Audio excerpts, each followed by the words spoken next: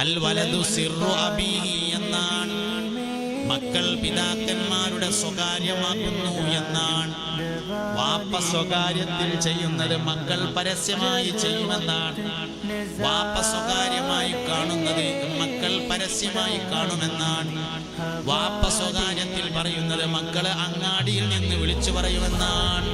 അൽ വലദു സിർറു അബീഹി, മകൻ പിതാവിന്റെ സ്വകാര്യമാകുന്നു എന്ന് ഉമർ ബിൻ ഖത്താബ് റളിയല്ലാഹു അൻഹുവിന്റെ ഒരു മകനുണ്ടായിരുന്നു, അബ്ദുല്ലാഹി ബിൻ ഉമർ റളിയല്ലാഹു അൻഹു, മുത്തബിഉസ് സുന്ന എന്ന പേരിൽ അറിയപ്പെട്ടു.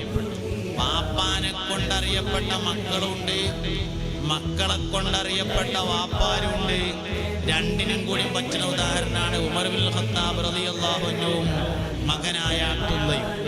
രണ്ടിനും പറ്റിയ ഉദാഹരണമാണ്.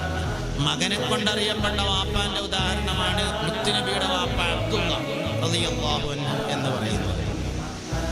മക്കളെ കൊണ്ടറിയപ്പെട്ട വാപ്പാരുണ്ട്, വാപ്പാരെ കൊണ്ടറിയപ്പെട്ട മക്കളുണ്ട്. വാപ്പാരെ കൊണ്ടറിയപ്പെട്ട മക്കളുണ്ട്. രണ്ടിന്റെ ഉദാഹരണമാണ് ബഹുമാനപ്പെട്ട സയ്യിദുനാ ഉമർ ബിൻ ഖത്താബ് റളിയല്ലാഹു അൻഹു, അവിടുത്തെ പുന്നാര മകനായ അബ്ദുല്ലാഹി ബിൻ ഉമർ റളിയല്ലാഹു അൻഹു.